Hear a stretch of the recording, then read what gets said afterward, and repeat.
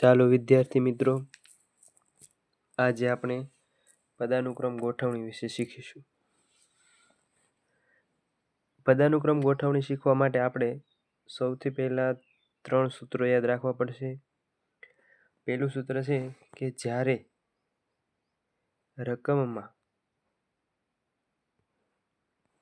રકમમાંથી આપેલ હોય ત્યારે શું કરવું, જ્યારે રકમમાંથી ન આપેલ હોય ત્યારે કયા સૂત્રનો ઉપયોગ કરવો, અને જ્યારે રકમમાં બંને બાજુથી સરખું અંતર આપેલું હોય ત્યારે આપણે શેનો ઉપયોગ કરવો, એના 3 સૂત્રો આપણે યાદ રાખવાના છે.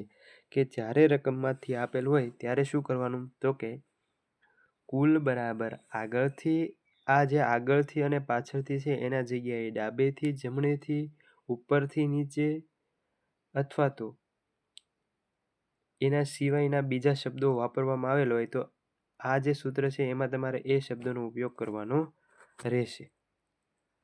કુલ બરાબર આગળથી પ્લસ પાછળથી -1. ક્યારે 1 કરવાનું માઇનસ, તો કે થી આપેલ હોય ત્યારે. જ્યારે પ્રશ્નમાંથી આપેલ ન હોય ત્યારે, તો કે કુલ બરાબર આગળથી પાછળથી પ્લસ અહીંયા 1 કરવાનો રહેશે. જ્યારે બંને બાજુથી સરખું અંતર આપેલ હોય ત્યારે કુલ બરાબર રકમ ગુણ્યા રકમ જે આપણને આપેલી હોય એને 2 વડે ગુણવાનું છે અને એમાંથી 1 માઇનસ કરવાનું છે. તો વિદ્યાર્થી મિત્રો મૂંઝાશો નહીં. તમને એમ થયું છે કે સાહેબા સૂત્રથી જ આપણને કંઈ સમજાતું નહીં, પણ આપણે જ્યારે દાખલાઓ હમણાં જોઈશું ત્યારે તમને બધું જ સમજાશે. પહેલા સૂત્રનો પહેલો દાખલો છે એ આપણે સમજવાની અહીંયા કોશિશ કરીએ. કે આપણું પહેલું સૂત્ર એવું હતું કે કુલ બરાબર આગળથી પ્લસ પાછળથી -1. ક્યારે આ સૂત્રનો ઉપયોગ કરવાનો છે, તો કે જ્યારે સૂત્રમાં થી આપેલું હોય ત્યારે. તો અહીંયા આપણો પહેલો દાખલો છે કે રાહુલનો એક હરોળમાં આગળથી, જો અહીંયા તમને થી આપેલું દેખાય છે, આગળથી ક્રમ કેટલામો છે, તો કે 7મો. પાછળથી ક્રમ કેટલામો છે, તો કે 17મો. તો આ હરોળમાં કુલ કેટલા વિદ્યાર્થીઓ હશે? હવે આપણે કુલ જે છે એ શોધવાનું છે. આગળથી આપણને ક્રમ આપવામાં આવેલો છે તો કે 7મો, તો લખીશું આપણે 7મો. પાછળથી આપણને ક્રમ કેટલામાં આપવામાં આવ્યો છે, તો કે 17મો, તો આપણે અહીંયા 17મો લખશું અને માઇનસ કરીશું 1. તો પહેલા આપણે સરવાળો કરશું, તો કે 17 ને 7 કેટલા થશે, તો કે 7 ને 7 14, વધી પડી 1, 1 ને 1 2, એટલે થશે 24. અને 24 - 1, 24માંથી 1 જશે તો 23. તો આ કુલ હરોળમાં કેટલા વિદ્યાર્થીઓ હશે, તો કે 23 એ આપણો સાચો જવાબ છે. આના સિવાયના તમારે જ્યારે પણ થી આપેલું હોય ત્યારે તમારે આ સૂત્રનો ઉપયોગ કરવાનો રહેશે કે કુલ બરાબર આગળથી પ્લસ પાછળથી -1, અથવા તો ડાબી બાજુથી પ્લસ જમણી બાજુથી -1, અથવા તો ઉપરથી પ્લસ નીચેથી -1. આ બધા સૂત્રો એક જ છે. સરસ. હવે આપણે જે બીજું સૂત્ર હતું કે કુલ બરાબર આગળથી પ્લસ પાછળથી +1. આ સૂત્રનો ઉપયોગ ક્યારે કરશું, તો કે જ્યારે આપણે જે દાખલો હોય એ દાખલોમાં જ્યારે થી આપેલ ન હોય ત્યારે આપણે આ સૂત્રનો ઉપયોગ કરશું. આમાં તમે આખો જે દાખલો છે એમાં તમને ક્યાંય થી જોવા મળશે નહીં. તો કે એક ટુકડીમાં દિલીપની આગળ 15 માણસો ચાલે છે અને પાછળ 11 માણસો ચાલે છે. અહીંયા ભાઈ દિલીપ છે, એની આગળ કેટલા માણસો ચાલે છે, 15, એની પાછળ કેટલા માણસો ચાલે છે, તો કે 11.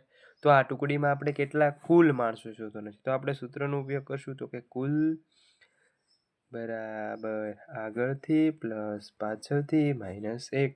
હવે કુલ એ તો આપણે શોધવાનું છે, તો કે આગળથી કેટલા માણસો ચાલે છે, તો કે 15 માણસો ચાલે છે, પાછળ કેટલા માણસો ચાલે છે, 11 ચાલે છે, અહીંયા પ્લસ આવશે અને +1.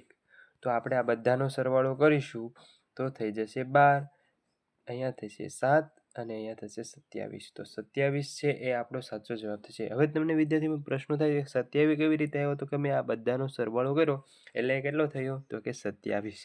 આપણો સાચો જવાબ કયો થશે? તો કે 27. હવે આપણે ત્રીજો દાખલો જોઈએ કે ત્રીજું સૂત્ર એવું હતું કે જ્યારે બંને તરફથી ભાઈ સરખો નંબર હોય ત્યારે તો આપણે લખવું તો કે કુલ બરાબર બંને તરફથી સરખો હોય ત્યારે શું કરવાનું? તો કે જે આપણને રકમ આપી હોય એ રકમ અને રકમને કેટલા વડે ગુણી નાખવાનું? 2 વડે ને એમાંથી કેટલો 1 માઇનસ કરવાનું. તો દાખલો જોઈએ તો કે કિશનનો એક લાઈનમાં બંને તરફથી કેટલામો નંબર છે? 9મો. તો કિશનની લાઈનમાં કુલ કેટલા વ્યક્તિઓ હશે? ભાઈ એનો બંને બાજુથી નંબર કેટલામો છે? તો કે 9મો. એને આપણે 2 વડે ગુણશું અને એમાંથી 1 માઇનસ કરશું તો કે 9 દુ ને 18 ને એમાંથી 1 માઇનસ થશે તો કેટલા થશે? 17. 17 છે આપણો આ સાચો જવાબ છે. આ રીત છે. આના સિવાયની કોઈ બી રકમ અહીંયા લખેલી હશે અથવા તો દાખલો બીજી રીતે હોય તો તમારે આ સૂત્રમાં રકમ મૂકીને તમારે ગણવાનો છે. એના સિવાયનો દાખલો આપણે આમાં જ જોઈએ કે આનો જે બંને તરફથી ક્રમ હતો કેટલામો હતો? તો કે 18 અને એમાં થતો હતો બંને તરફથી 9મો. કુલ ધારો કે પ્રશ્ન તમને આવું પૂછે કે કિશનની લાઈનમાં કુલ કેટલા વ્યક્તિઓ છે? તો કે 17 વ્યક્તિઓ છે અને બંને બાજુથી કિશનનો ક્રમ કેવો છે? તો કે સરખો છે. તો આ દાખલામાં તમારે સૂત્ર મૂકવાનું તો કે કુલ બરાબર આપણે રકમ ગુણ્યા 2 માઇનસ 1. તો જ્યારે કુલ આપણને આપી દીધું છે ત્યારે આ માઇનસ છે. તમને બધાને યાદ હશે કે નિયમ છે કે ભાઈ બરાબરની આ બાજુ માઇનસ જાય તો કેવા થઈ જાય? પ્લસ. તો એટલે 17માં આપણે 1 પ્લસ કરશું એટલે કઈ 18 થશે. હવે જ્યારે 18 આ આવી રીતે બનશે કે 18 અને આ બાજુ વધશે 2. હવે ભાઈ જે ઓલા 1 માઇનસ હતો એ આ બરાબરની બાજુ આ બાજુ આવ્યો એટલે કેવો થઈ ગયો? પ્લસ ને આ 17માં 1 ઉમેરવાનું એટલે 18 થઈ ગયા. હવે 18 આ છે ગુણાકારમાં હતા. શેમાં હતા? આ રકમ એના ગુણાકારમાં હતા. બરાબરની બાજુ જે ગુણાકાર આ બાજુ હોય ને આ બાજુ આવે તો એ કેવું થઈ જાય? ભાગાકારમાં થઈ જાય.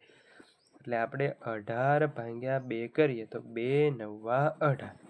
એટલે આવી રીતે તમને થોડું ટ્વિસ્ટ સાથે દાખલો પૂછેલો હોય તો તમારે મૂંઝાવાની જરૂર નથી. તમારે તો 3 જે સૂત્ર આપણને છે એ 3 સૂત્ર તમને મોઢે આવડવા જોઈએ. ફરી વખત એકવાર આપણે સૂત્રનું રિવિઝન કરી લઈએ તો કે પદાનુક્રમ ગોઠવણીમાં 3 સૂત્રો આપણે યાદ રાખવાના છે. તો કે જ્યારે થી આપેલ હોય ત્યારે તો કે કુલ બરાબર આગળથી પ્લસ પાછળથી માઇનસ 1.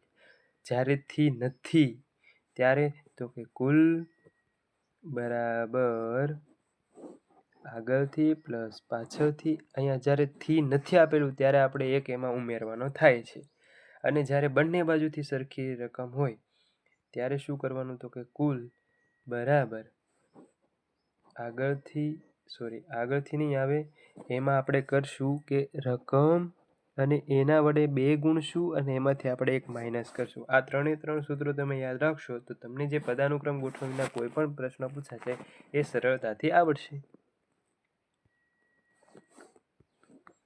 હવે એના પછીનો એક ટ્વિસ્ટ વાળો દાખલો હજી પણ છે એ ગણી લઈએ. 200 ખેલાડીઓની લાઈનમાં કોહલી ડાબી બાજુએથી, જો અહીંયા તમને થી દેખાય છે ભાઈ, થી દેખાય એટલે આપણને ખબર પડી જઈ છે કયું સૂત્ર આવશે? તો કે કુલ બરાબર આગળથી પ્લસ પાછળથી માઇનસ 1. હવે આગળથી ભાઈ કોહલીભાઈ છે એનો ક્રમ કેટલો છે? ભાઈ જો આપણે અહીંયા તો આપણને કુલ પણ આપી દીધેલા છે તો કુલ ખેલાડીઓ કેટલા છે? 200. તો આપણે કુલની જગ્યાએ કેટલા લખશું? 200. ડાબી બાજુ આપી છે તો આગળની જગ્યાએ આપણે ડાબી કરી નાખીએ ને પાછળની જગ્યાએ આપણે જમણી બાજુ કરી નાખીએ. તો ડાબી બાજુથી કેટલામો ક્રમ છે? 18મો. જમણી બાજુએથી કેટલામું સ્થાન હશે એવું કીધું એટલે આપણે જમણી બાજુએથી શોધવાનું છે. એમને રવા દઈશું અને અહીંયા 1 કરશું.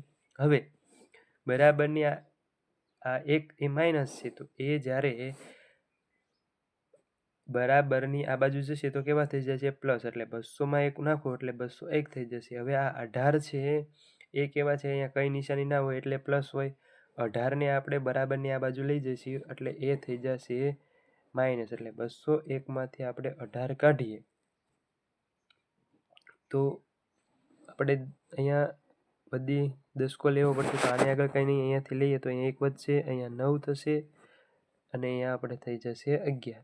તો અહીંયા 3 વધશે, અહીંયા 1 એટલે અહીંયા 8 વધશે અને 1 એટલે કુલ એનું જે જમણી બાજુએથી ક્રમ હશે એ કેટલામું છે? તો કે 183મું ક્રમ એનું હશે.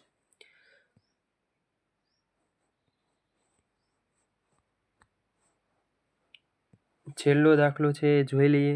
આ જે દાખલો છે એ તમારે જોવો ખૂબ જ જરૂરી છે.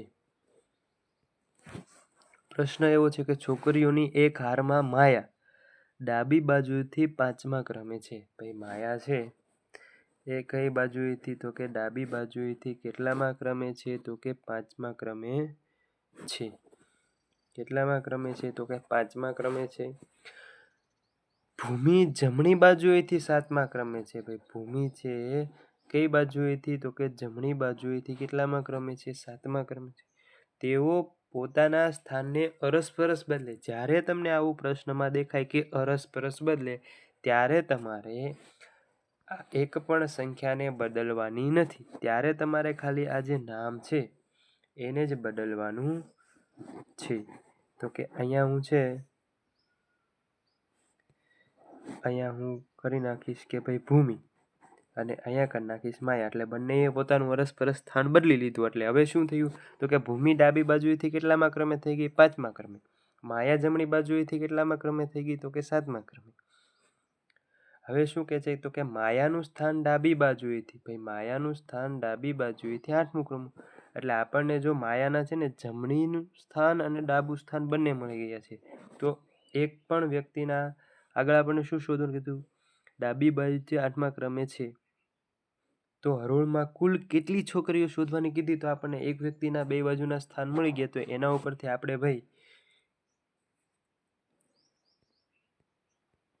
આપણે છે એ બંને સ્થાન શોધી શકશું. બરાબર ને? તો ભાઈ માયા છે એ જમણી બાજુએથી 7મા ક્રમે થઈ ગઈ અને આ બાજુથી માયા છે એ ડાબી બાજુએથી કેટલામા ક્રમે થઈ ગઈ? તો 8મા ક્રમે. બરાબર ને? હવે આપણને આ બે માહિતી હોય તો એના ઉપરથી આપણે શોધી શકીએ. એટલે કુલ એ તો આપણે શોધવાનું છે. તો કે ભાઈ ડાબી બાજુએથી 8મા ક્રમે, જમણી બાજુએથી 7મા ક્રમે. અને જો અહીંયા તમને થી આપેલું છે એટલે આપણે -1 કરશું. એટલે ભાઈ 8 ને 7 કેટલા થશે? તો કે 15 થશે. 15માંથી 1 જાય એટલે કેટલા વધે? તો કે 14. 14 એ આપણો સાચો જવાબ થશે. તો કે ભાઈ જે આખી આ હાર હતી એમાં કુલ કેટલી છોકરીઓ હતી? તો કે 14.